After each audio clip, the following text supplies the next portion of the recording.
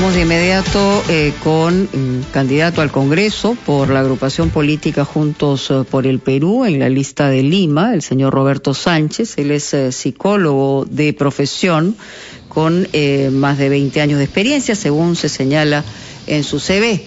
A esta hora le damos la bienvenida. ¿Cómo está? Gracias por estar con nosotros. Muy buenos días. Muy buenos días, estimada Mónica, Fernando y todo el equipo, ¿no? Muchas gracias por la invitación. Sí, apelando justamente al trabajo que usted ha hecho en la psicología y enfocado, me imagino, en el tema de Lima, ¿no?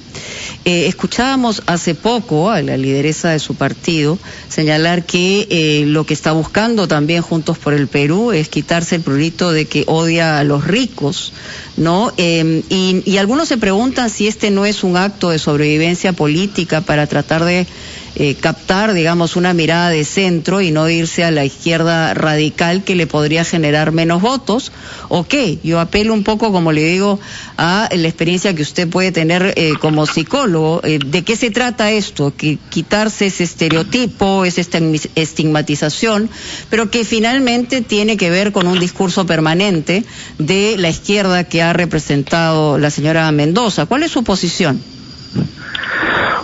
Juntos por el Perú, desde la práctica profesional, política, de los que venimos trabajando en este proyecto, en realidad enfatizamos una profunda preocupación por la situación dramática que hoy está afrontando el país. Y si bien es cierto, nuestro enfoque siempre está orientado, vamos a decir, de manera preferencial por los más vulnerables, por los pobres, la gente que hoy son los nuevos vulnerables, miramos el país con absoluta responsabilidad de lo que implica la inversión pública, un modelo de economía social de mercado que sea más social que mercantilista. Estamos convencidos y solamente con la inversión privada, la inversión pública, vamos a poder remontar este periodo tan crítico, no solamente en el presente, sino también como prospectiva. O sea, la gran preocupación ahora, que si tenemos uno le pregunta a cualquier candidato si quiere luchar por los más vulnerables, darles trabajo, darles vivienda, darles salud, me imagino que todos van a decir exactamente lo mismo. Por eso es que le hacía la pregunta específica, que también estaba vinculada a lo que había afirmado la señora Mendoza. Por eso es un tema, digamos, de muy buenas intenciones. El tema es presupuestal, el cómo y cómo aterrizarlo, ¿no? Para poder captar a esta cantidad de emprendedores que hay en nuestro país, ¿no? Para justamente enfocarlo en ese sentido, para captarlos ustedes como posibilidad de voto, ¿no? Esta caída dicen los expertos, alrededor del 12% del PBI, en realidad orientado incluso hasta puede expandirse hasta un 15%, estamos hablando de una situación realmente de economía de guerra, ¿no? Los planes de gobierno pensados pre-pandemia, pensando en el año, en las grandes prioridades, yo creo que relativiza un conjunto de perspectivas y hoy nos afianzan a nosotros, por ejemplo, muy concretamente, cómo financiar todo este esfuerzo que decimos nosotros, ¿no? Salvar vidas, proteger a los más pobres, salvar el empleo, las empresas que están en peligro de la quiebra y tal como viene sucediendo, nos lleva a nosotros, por ejemplo, al siguiente convencimiento, ¿no? Eso significa que necesitamos una respuesta fiscal muy audaz, una reforma tributaria muy importante que permita aumentar, por ejemplo, la presión tributaria actual. En Perú el 14% más o menos es el tema de la presión tributaria, cuando en América Latina pasa del 20%. Allí nos va a permitir nosotros impuestos para poder hacer ese fondo que necesitamos. En el endeudamiento público, por ejemplo, mire, en Perú no llega ni siquiera al 15% de endeudamiento público sobre el PBI, cuando en América Latina es el 80%. O sea, necesitamos ciertamente endeudarnos de manera responsable. Necesitamos cobrar esos 11.000 millones de deuda tributaria de las grandes empresas. Mire, la propia SUNAT, Mónica, la propia SUNAT dice de que solamente el año pasado alrededor de 56.000 millones de soles por temas de vacíos legal se ha afrontado el tema de evasión y elusión fiscal. Dice la SUNAT, 7.5 del PBI.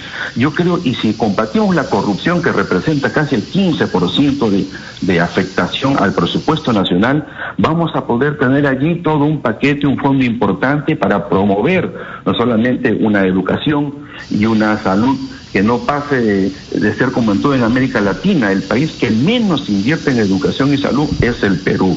Creo que si pensamos en la microempresa, 10 de cada empleos en el Perú, Mónica, es fomentado por la microempresa. Señor Sánchez, sí. Hay un plan que ha presentado Juntos por el Perú, que es Juntos por Lima, justamente. Así es. ¿Cuáles son los puntos concretos de este plan, por favor, señor Sánchez? Por ejemplo, hay varios problemas. Nosotros estamos afianzando el tema de equidad, el tema de calidad de vida. Solo en Lima hay más de 1 millón de familias sin agua ni desagüe. Solo en Lima el empleo es sumamente complicado, precario y en condiciones de mucha informalidad. Solo en Lima padecemos la gran problemática del transporte, por ejemplo. Hoy los embates de la salud también vienen a conflictuar para la Gran Lima. ¿Cuál es la propuesta concreta en el plan? Mucha inseguridad. En el plan de vivienda. Estamos planteando nosotros la necesidad de un gran fondo para la vivienda social, donde no solamente sea el gobierno que se la juegue con fondos y con garantías, sino también se convoque al sector privado, de tal manera que podamos disponer, así como ahora que existe el bono social para la vivienda social, debemos de seguir ampliando y procurando que más familias accedan, por ejemplo, a esta vivienda digna. Necesitamos en el eje del transporte, por ejemplo, nosotros estamos planteando la ampliación de la línea del metropolitano. Toda universitaria puede también ser una línea complementaria para solucionar el problema del transporte en este periodo crítico que estamos lanzando. Estamos planteando nosotros también focalizar a las pymes, esas microempresas que están, por ejemplo, el clúster que está en el centro de Lima electrónico, el clúster del cuero que está en San Juan de Lurigancho, reforzar el clúster y el emporio textil en Gamarra, el tema de los servicios. Necesitamos invertir, priorizar, combatir la informalidad y crear condiciones también adecuadas en este contexto de la Gran Lima.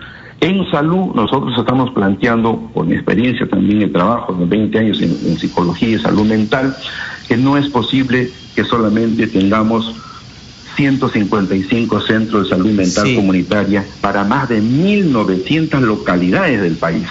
300 Señor millones Sánchez, de soles. justamente ahora que habla en tanto que psicólogo profesional, creo que ejerció una parte de su oficio en el Ministerio del Desarrollo Social y la Inclusión Social, ¿no? ¿Qué es lo que propone usted en vista de que los problemas emocionales, los problemas relacionales, los problemas mentales van a verse agravados por esta pandemia?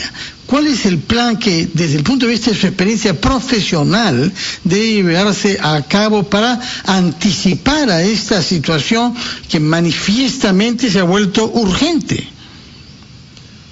Estamos proponiendo la creación de un centro comunitario de salud mental en cada distrito de Lima, mínimamente, porque no se cuenta con estos espacios donde hay un psicólogo, una trabajadora social, un promotor educativo, un educador, llevando a la comunidad con actividades de educación, prevención, acompañamiento temprano. Hoy, de cada 10 personas que necesitan una atención especializada en salud mental, solamente 2 acceden. Necesitamos, ahora que la educación se ha puesto virtual, también llegar con contenidos importantes de manera digital para poder acompañar esa brecha que está ocurriendo en la socialización de los niños que hoy interlocutan más con la máquina que con sus pares. Necesitamos combatir, por ejemplo, la violencia, esa violencia que sigue matando. Hoy agresor y víctima están en casa. Probablemente con este confinamiento se va a poder todavía más agudo. Necesitamos entonces que los psicólogos formen parte del equipo de salud mental. La actual ley de salud mental ha quitado al psicólogo con la facultad de establecer el diagnóstico. Y entonces eso nos parece a nosotros una discriminación. Señor Sánchez, señor Sánchez, permítame, en una entrevista este domingo, la candidata presidencial Verónica Mendoza reconoció que de parte de otros candidatos hay una especie de campaña de, entre comillas, terruqueo contra su postulación y el partido. ¿Cómo van a hacer ustedes para neutralizar, entre comillas, esta campaña de terruqueo? Creo que la campaña del terruqueo siempre viene orientada también por un espacio de adversarios y toda una intencionalidad de decir que estos son los que no respetan la vida, que son violentos. ¿Y por qué gana terreno? ¿Porque quieren... hay algún abono o no? Yo creo que la realidad del país, en un momento muy dramático, ha hecho que todo el conjunto de la izquierda, o sea, aparentemente haya estado pues defendiendo ese tipo de política. Se refiere a la época de Sendero. A la época del terror, a esa época que nunca... Y eso ha quedado, digamos, en el imaginario colectivo, para hablar también en términos psicológicos. Así es, nosotros deslindamos absolutamente con todo tipo de violencia. Hemos luchado contra el terrorismo.